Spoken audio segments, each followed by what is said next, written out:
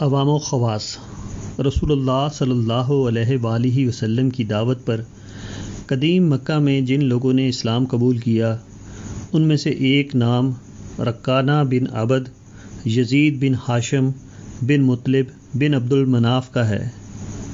وہ قریش کے پہلوانوں میں سے تھا۔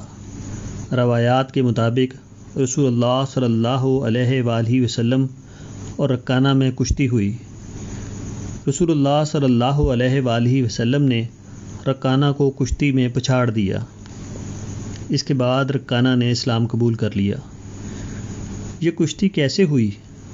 اس سلسلے میں ایک روایت یہ ہے کہ خود رسول اللہ صلی اللہ علیہ وآلہ وسلم نے رکانہ سے کہا، افرائیت ان سرعتک اتعلم اما اقول حق، اگر میں کشتی میں تم کو پچھاڑ دوں تو کیا تم جان لو گے کہ جو کچھ میں کہتا ہوں وہ حق ہے؟ دوسری روایت میں اس قول کو رکانہ کی طرف منسوب کیا گیا ہے۔ اس کے مطابق رکانہ نے رسول اللہ صلی اللہ علیہ وآلہ وسلم سے کہا، ان سرعتنی علمت انکا صادق، اگر آپ کشتی میں مجھے پچھاڑ دیں تو میں جان لوں گا کہ آپ اپنے دعوے میں سچے ہیں۔ رکانہ کی طرح عمر بن خطاب رضی اللہ تعالی عنہ بھی قدیم مکہ کے پہلوانوں میں سے تھے، مگر نہ انہوں نے رسول اللہ صلی اللہ علیہ وآلہ وسلم سے کشتی میں پچھاڑنے کی بات کی، اور نہ رسول اللہ صلی اللہ علیہ وآلہ وسلم نے ان سے ایسا کہا۔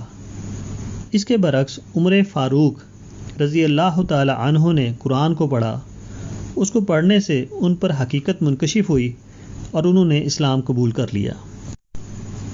اصل یہ ہے کہ انسانوں میں دو قسم کے لوگ ہوتے ہیں، ایک عوام اور دوسرے خواص۔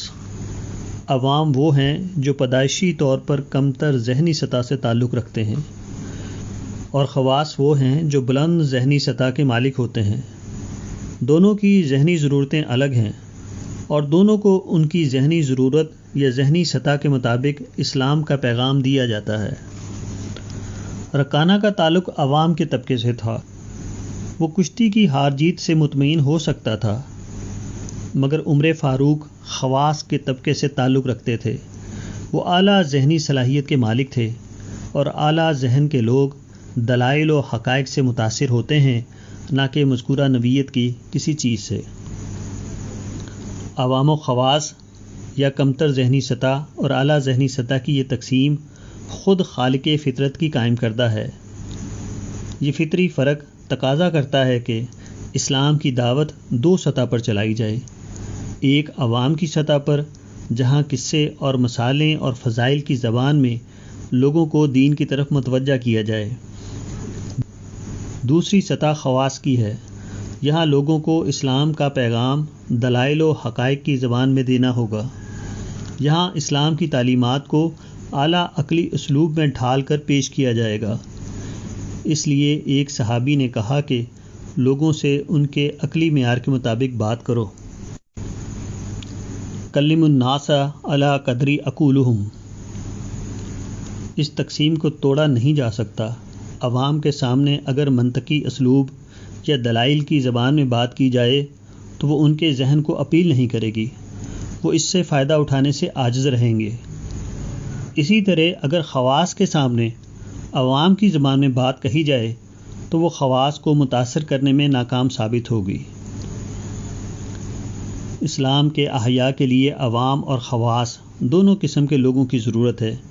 اگر خواص دین سے دور ہوں تو صرف عوام میں دین کا پھیلنا احیاء اسلام کے لیے کافی نہیں ہو سکتا۔ اسی طرح اگر عوام میں دین نہ پھیلا ہو تو صرف خواص کا اسلام پسند بن جانا کوئی حقیقی انقلاب لانے کے لیے کافی نہیں ہوگا۔ اس لیے ضروری ہے کہ ہمارے درمیان ایسی تحریکیں جاری ہوں جو دو طرفہ تقاضوں کو پورا کرنے والی ہوں۔ ایک طرف وہ عوام کے اندر عمومی دینی فضا پیدا کریں، دوسری طرف خواص کے اندر ذہنی انقلاب برپا کر کے انہیں دین کی خدمت کے لیے تیار کیا جائے۔